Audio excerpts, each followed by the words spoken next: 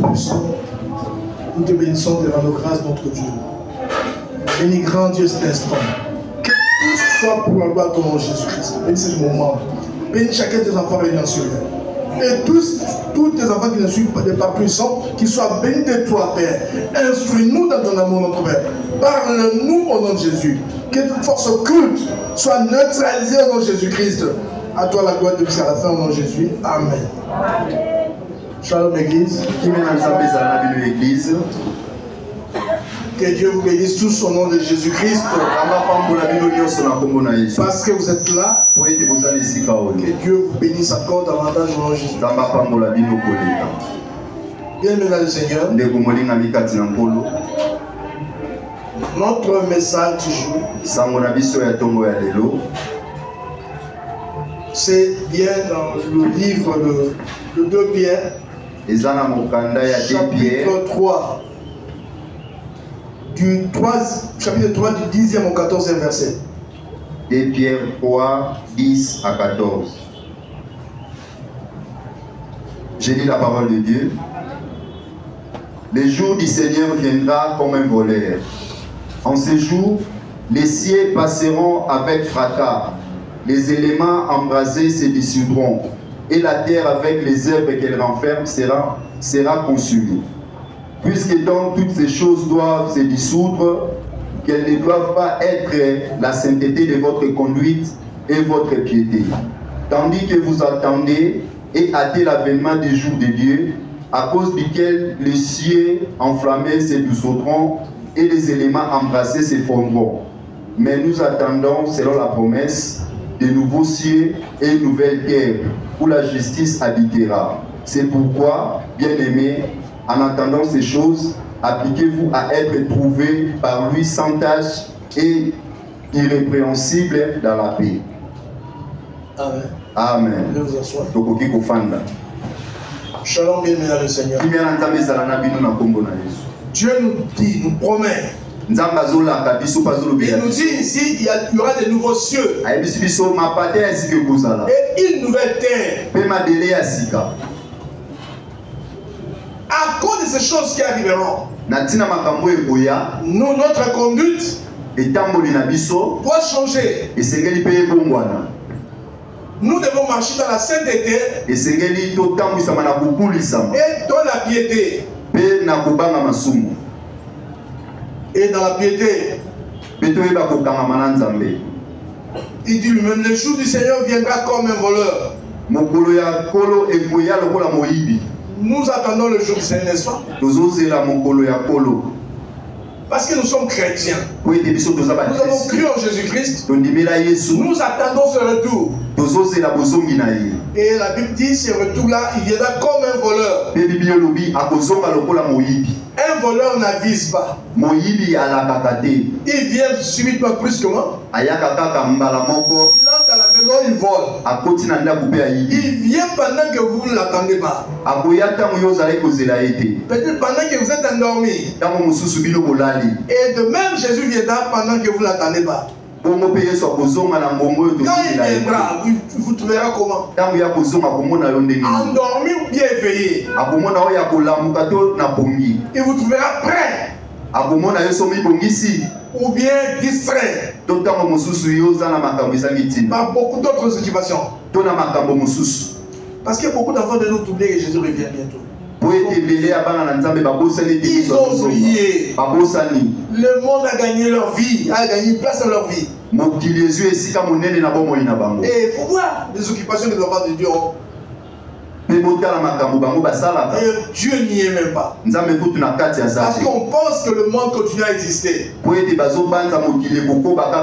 des gens qui disent même que le monde continue à exister. Certains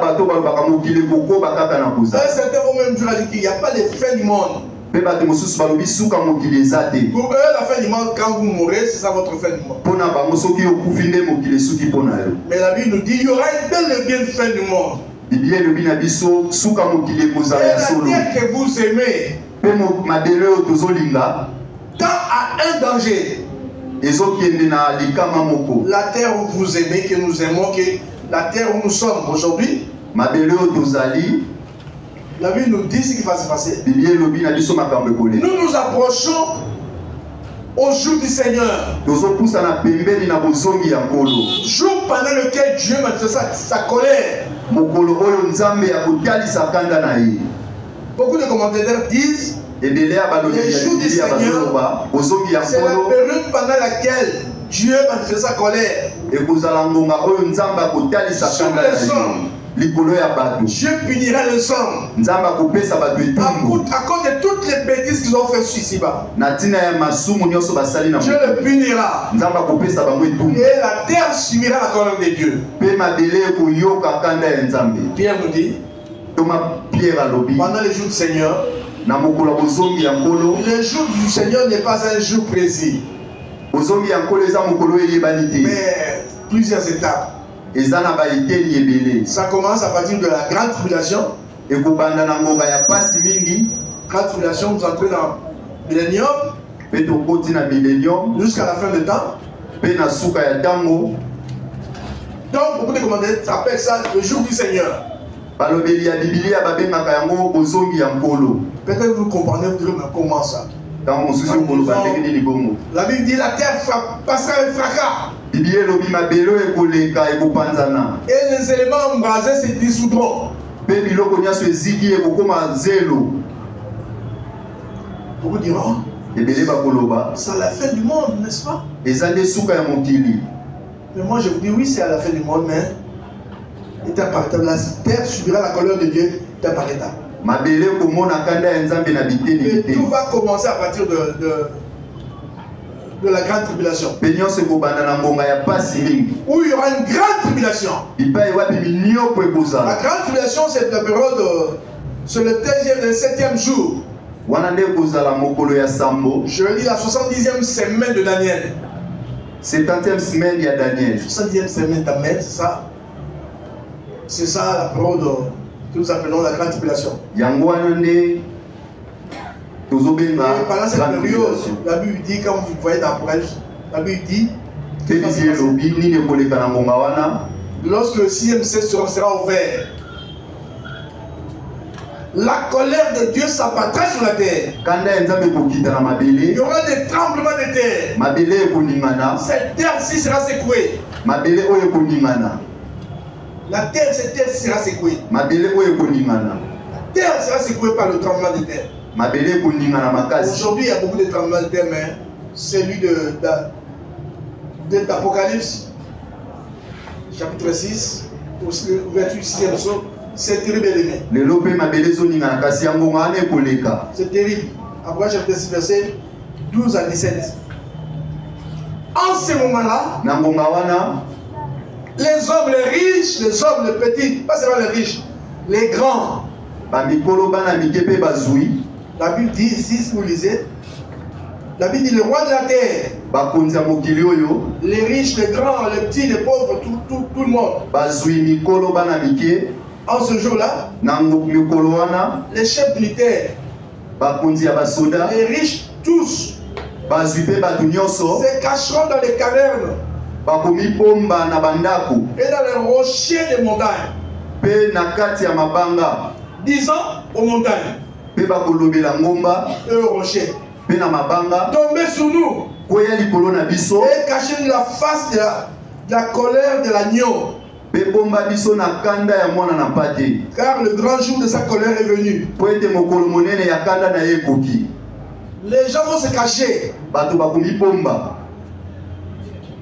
sur les rochers, dans les cavernes. Et ils diront, rocher, tombez sur nous. Rocher, tombez sur nous. Nous préférons être anéantis par le rocher. Et la colère de Dieu sur nous. Parce que ce sera terrible. Bien aimé, écoutez ce que Dieu dit dans Jacques chapitre 5, verset 1 à 6. C'est un avertissement pour toi qui aimes trop le monde. Il dit ici, riche, gémissez à cause de malheurs qui viendront sur vous. Olela natina ya passe ekoya likolo na bino. Quand il dirait juste, gémissez sur les malheurs qui viendront sur vous. Olela likolo ya passe ekoya likolo na bino. Il n'est pas forcément la fin du monde.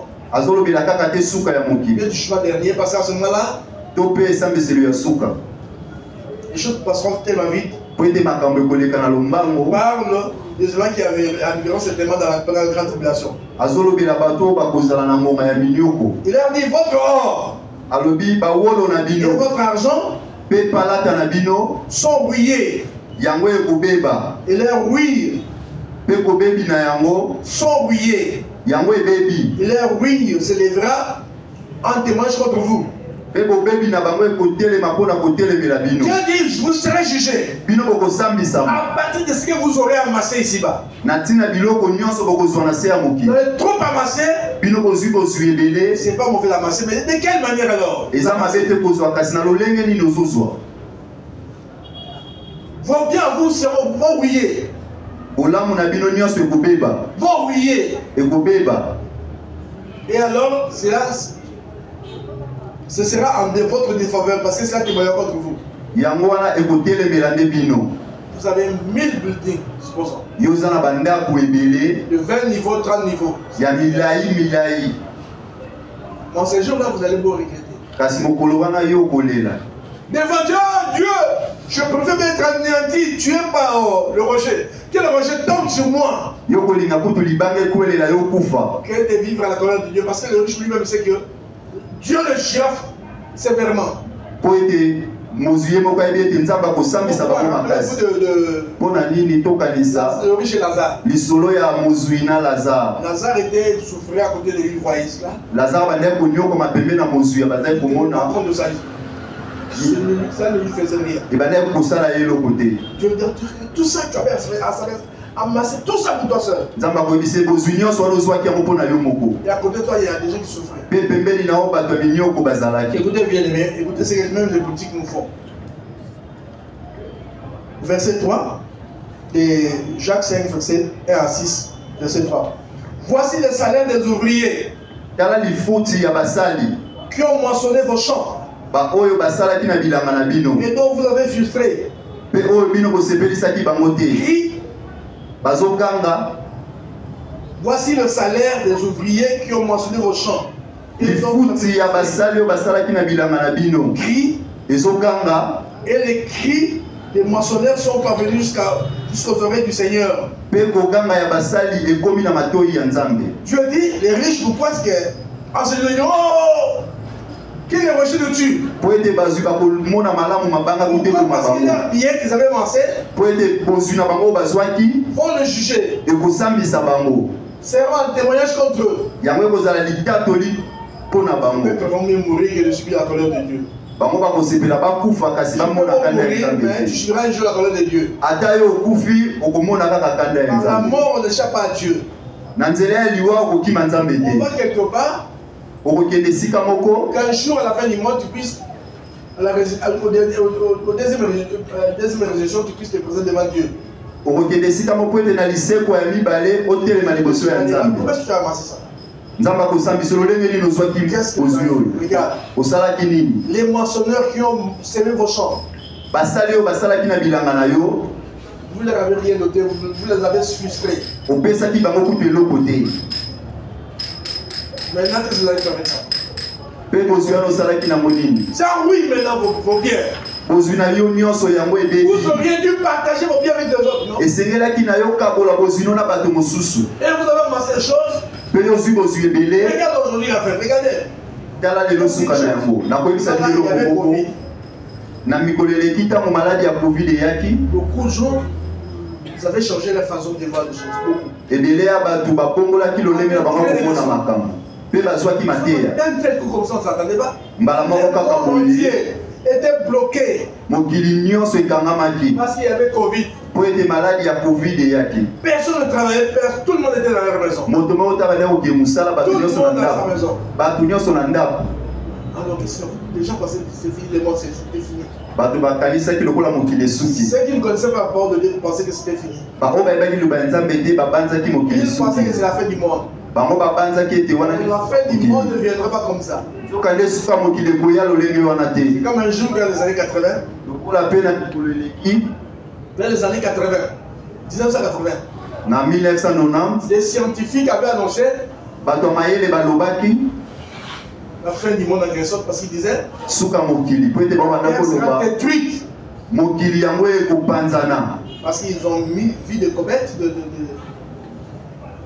des planètes, po ete bango bamonaki baplanète d'autres planètes qui allaient se croiser avec la Terre. baplanète oyo esengelaki etutana na mabele mpe mabele Et parce que la epanzana Terre allait être détruite. mpe mabele yango elingaki epanzana Ceux qui ne connaissaient pas la parole de Dieu à ce moment-là, bango bayebaki liloba ya nzambe te na ngonga wana c'est vraiment peur. babangaki makasi. Moi, je me rappelle beaucoup, chercher même là où prier, parce que c'était pas, souvent il n'y avait pas d'église de réveil, il y avait des groupes de prière. ebele ya bato bandaki koluka bisika ya Les kosambela gens cherchaient les groupes de prière. bato bandaki koluka bisika ya kosambela Les gens qui n'ont jamais cherché les groupes de prière. baoyo kutu batikala kosambela te Chercher les adresses. babandi koluka esika C'est où? ezalaka wapi Les groupes de prière aujourd'hui, ça prie où? On prie où? basambelaka wapi Moi, je me rappelle à cette époque-là. nga nazokanisa na ngonga wana Les gens cherchaient là où il y avait des groupes de prière. bato babandaki koluka bisika bato basambelaka Même s'il faut passer toute la nuit là-bas, je passerai. atako nalekisa butu mobima na koleka Si la terre sera détruite comme ça, au moins je mourrai étant en train de prier. po ete babilobeli soki mabele epanzani nga nakufa na se ya Qu'est-ce qu'ils losambo avaient fait encore? Qu'est-ce qu'ils avaient fait? basalaki nini Ils se lisusu sont battus dans les bars. bato mosusu bakei na babara Pour se saouler, mpo bamela mpe balangwa lorsque la terre sera détruite, ntango mabele lorsque ekopanzana la terre va se croiser avec cette planète-là, ntango mabele ekotutana na planète wana moi je ne saurais parce que je serai ivre déjà. mpo ete bango bayeba te mpo bakozala na se ya kwiti Vous allez prier. ebele ya bato bake kosambela Mais ceux qui connaissaient la parole de Dieu ne criaient pas. baoyo bayebaki liloba Ils nzambe savaient que babangaki la te terre n'allait pas être détruite de cette façon. Pas bon. bayebaki ete mabele ekosuka bongo te Parce que Oui, il ne faut jamais craindre quand quelque chose arrive. tobangaka te soki likambo eye Soyez toujours du côté de Dieu. tozalaka na ngambo ya nzambe Tout passera, mais la parole de Dieu ne passera jamais. nyonso ekoleka liloba ya nzambe Ce que ekoleka Dieu a te dit se fera comme il a dit. oyo nzambe alobi ekokokisama ndenge alobi Personne ne peut modifier ce que Dieu a dit. moto moko te akoki kokongisa oyo nzambe alobi Et rien ne s'est passé. mpe eloko moko te elekaki Lors du Covid, les gens tremblaient aussi. ngonga mpe ya covid bato balengaki Moi, j'avais quand même changé quelques mentalités. Ça avait changé des gens. bato mosusu mpe babongolaki makanisi Mais na après bango que les gens revenus à leur classe, na nsima ya ngonga bazongeli makambo na bango bien mabe. aimé, ndeko molingami le grand jour du Seigneur approche. bozongi ya nkolo ekomi pene Nous attendons l'enlèvement. Lorsque l'enlèvement viendra, l'enlèvement, tozozela nettoiement les gens qui ne seront pas enlevés passeront dans la grande tribulation. bato bakonetwama te bakoleka na minyoko Ils verront la colère de Dieu. bakomona kanda ya nzambe Le tremblement de tels qu'ils n'ont jamais vu. mabele ekoningana lokola nano bamona te Pendant la grande tribulation, na ngonga wana ya minyoko ce sera des tourments sérieux. ekozala nde pasi ya koleka Les soleils consumera les gens. moi ekozikisa bato D'ailleurs, nous approchons de ça. mpe tozopusana Et pembeni les na gens yango injurieront et injurier celui qui a créé le soleil.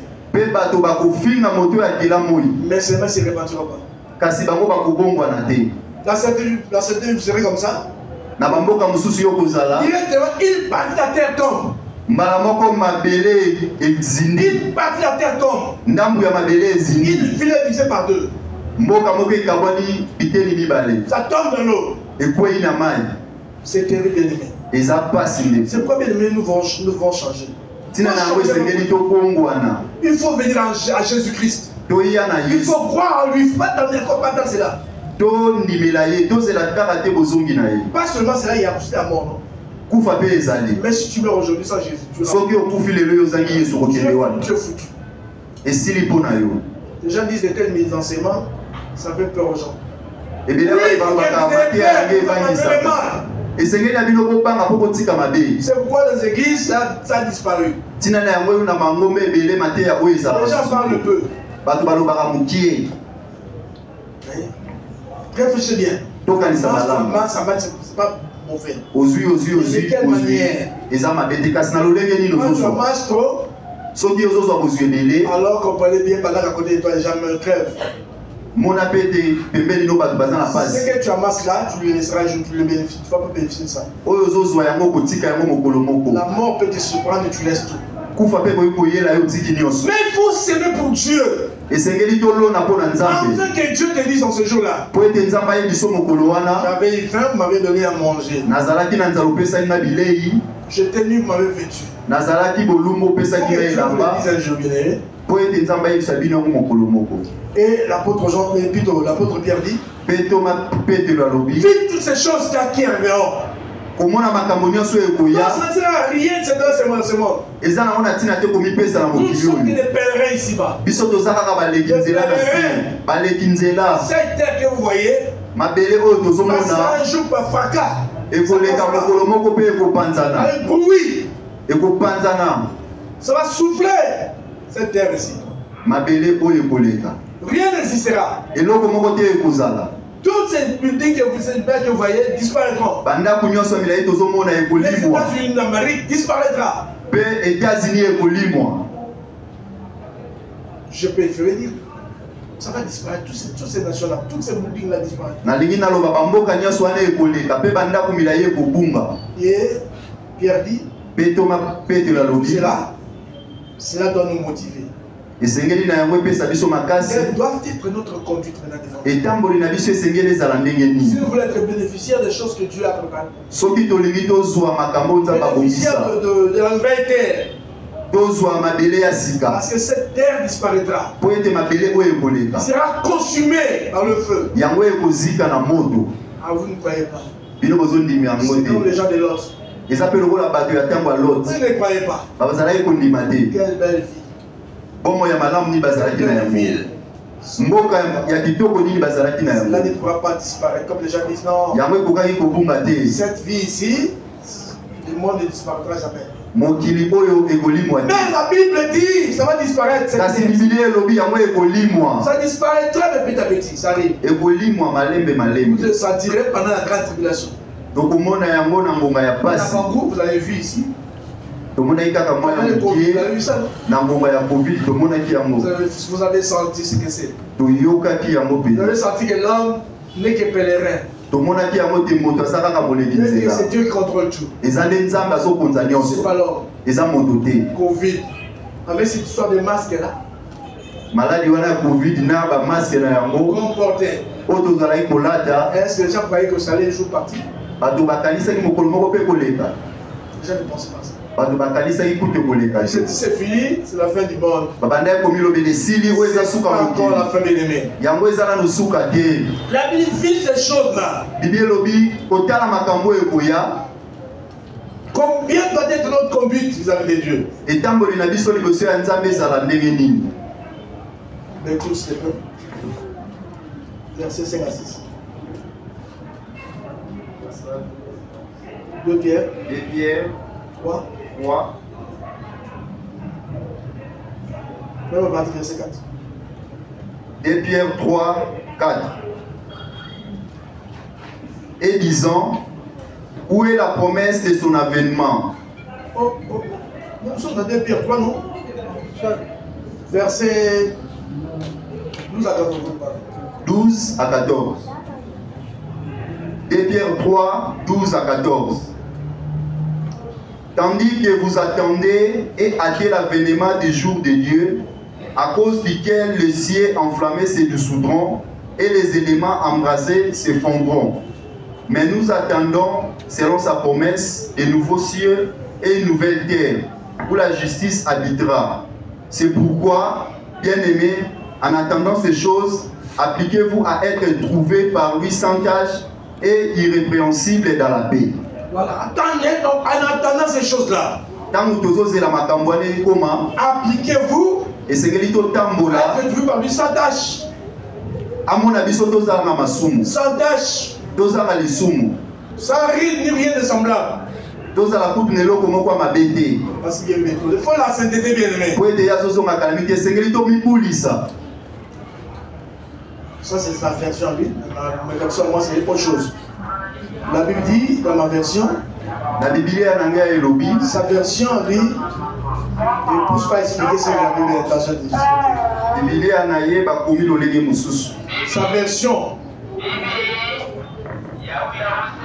Sa version, verset 13, on dit, Mais nous attendons selon sa promesse de nouveaux cieux et une nouvelle terre où la justice habitera. Verset 14. C'est pourquoi, bien-aimés, en attendant ces choses, appliquez-vous à être trouvés par lui, sans tache et irrépréhensible dans la paix. Vous voyez que la pensée de notre Seigneur Jésus-Christ.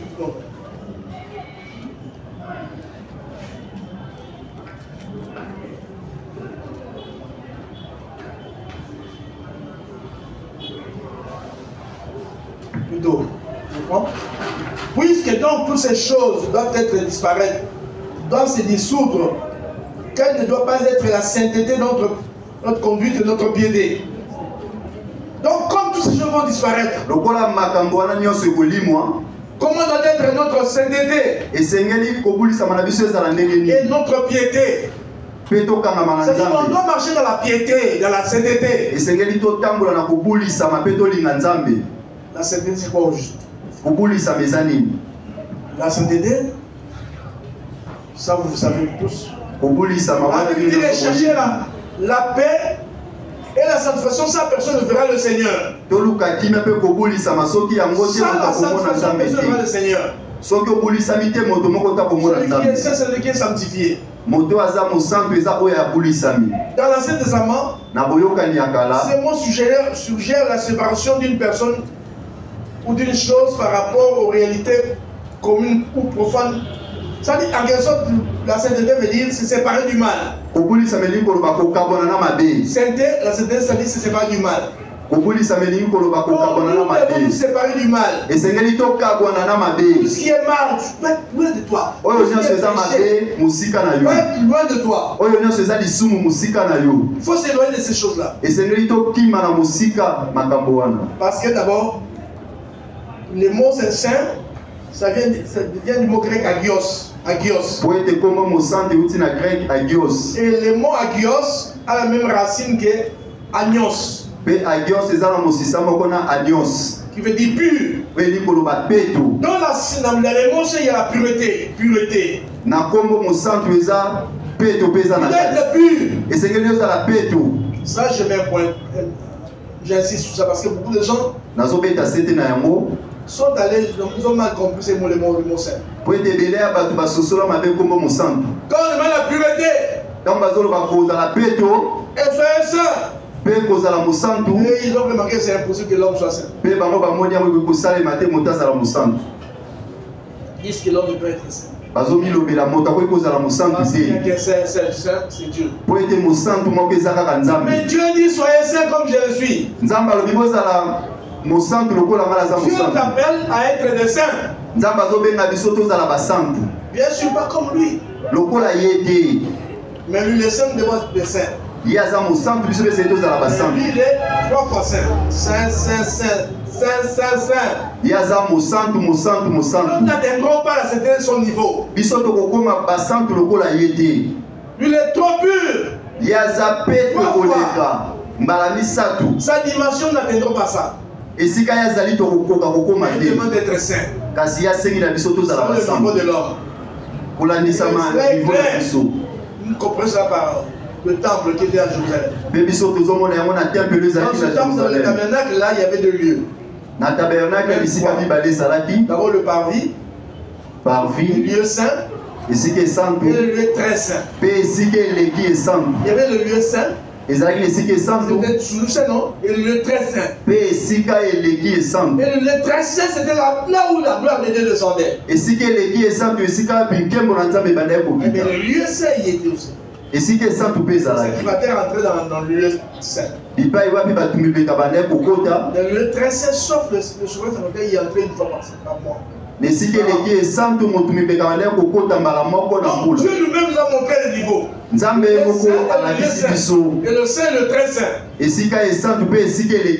est le très saint. Nous par contre, nous sommes à la sainteté.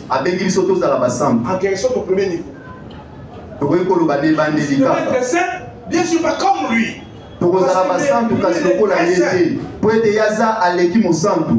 Comprenez bien. Soyons saints, fuyons le mal, fuyons le péché. Séparons-nous du péché. C'est pas honte de ça.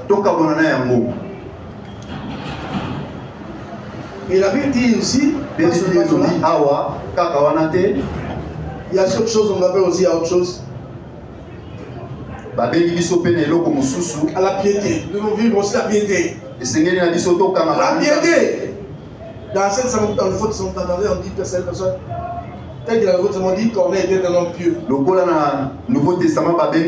Corneille était un homme pieux. La piété veut dire quoi? Et la Bible dit que nous devons prier pour mener une vie pieuse. Nous devons prier. La piété c'est quoi? Jean c'est sur ça mon. Je rappelle cela. Piété ça vient du mot latin pietas. Piété ou latin pietas. Qui veut dire vénération envers Dieu. Les parents, la patrie. Ça dit affection et respect. Donc, auto s'appelle Kokangama. Il y a deux mots grecs pour piété. Bakongo grec lui balé pour la piété. Le premier c'est Eusébia. Il y a Liboso et Zébia. Attendez bien. Eusébia. Eusébia. Je ne parle pas de je dis Eusébia. Eusébia. Dans Eusébia, il y a deux mots là-bas, il y a il y a et puis veut dire bien. Et c'est Sebomai. Le deuxième mot c'est Sebomai.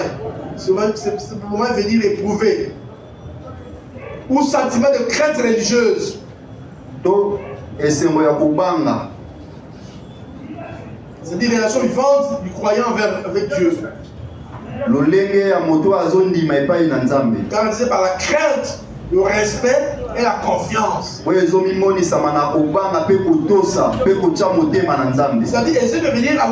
la piété veut dire avoir la crainte de Dieu. Non seulement la crainte, le respect envers Dieu. Et la confiance envers lui. Donc déjà comme les Corneilles avaient, c'était des gens qui avaient confiance en leur Dieu. En eux, il y avait la crainte de Dieu. C'est pourquoi il faisait tout ce qu'il faisait. On sort de dîmes à Dieu parce qu'il craignait Dieu. Il avait le respect envers Dieu, envers les choses de Dieu. C'est pas comme aujourd'hui, les gens ont perdu la piété. Ils viennent rarement à l'église. Rarement ils servent Dieu. Ils viennent quand ils veulent. Ils font pas ce que Dieu leur dit de faire. Les gens ont perdu la piété. Il y a des gens qui font même semblant d'être pieux, mais ils ont perdu la piété.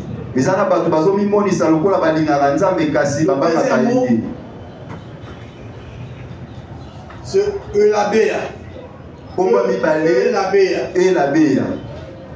Toujours eux, c'est bien. Eulabéa, ça vient du mot grec lambano. Lambano veut dire prendre, recevoir. Prendre le bien. Littéralement. C'est une crainte respectueuse à l'égard de Dieu.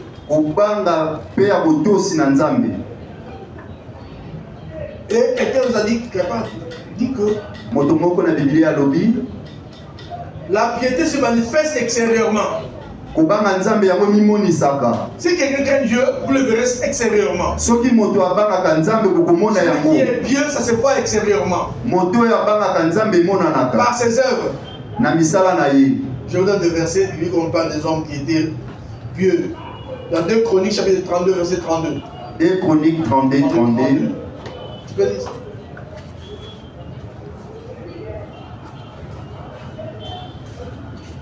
Chroniques 32, 32.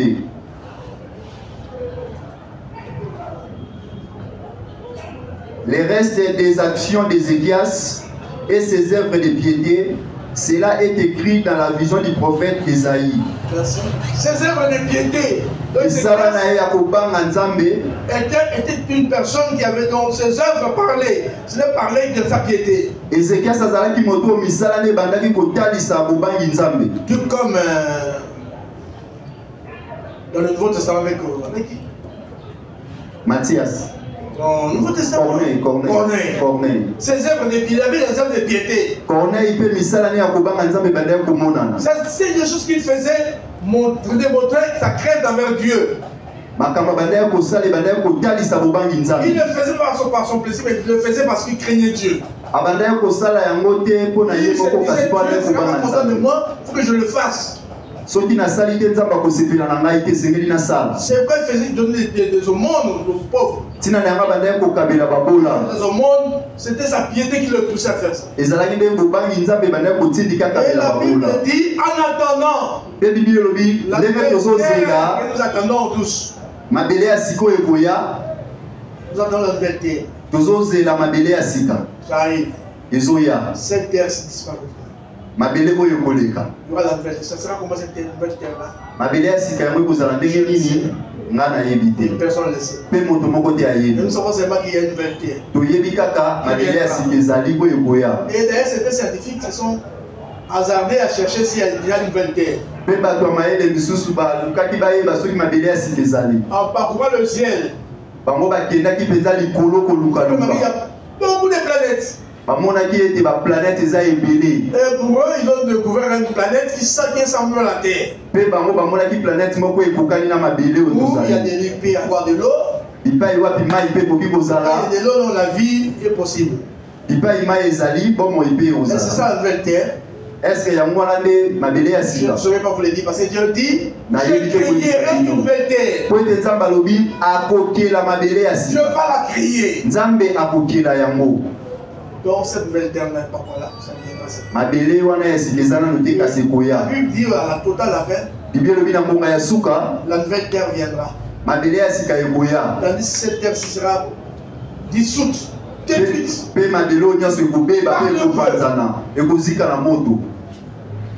Alors, la nouvelle terre viendra remplacer cette ancienne terre.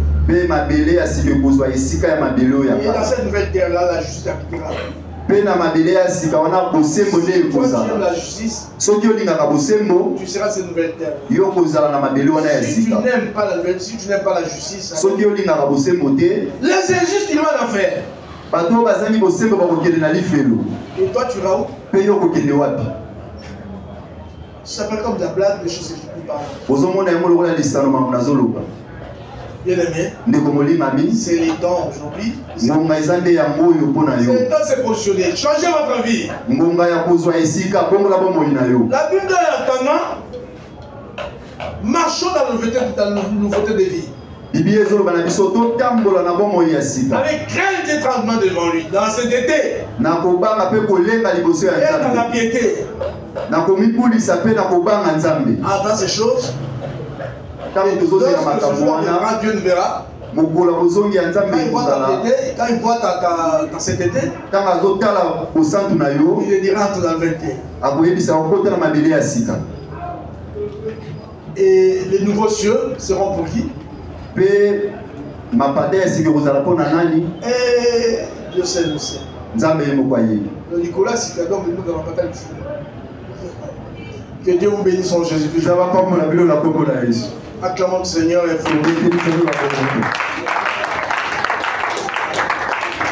Amen.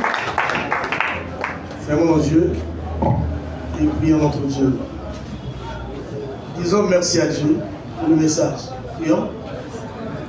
Dieu Tout-Puissant.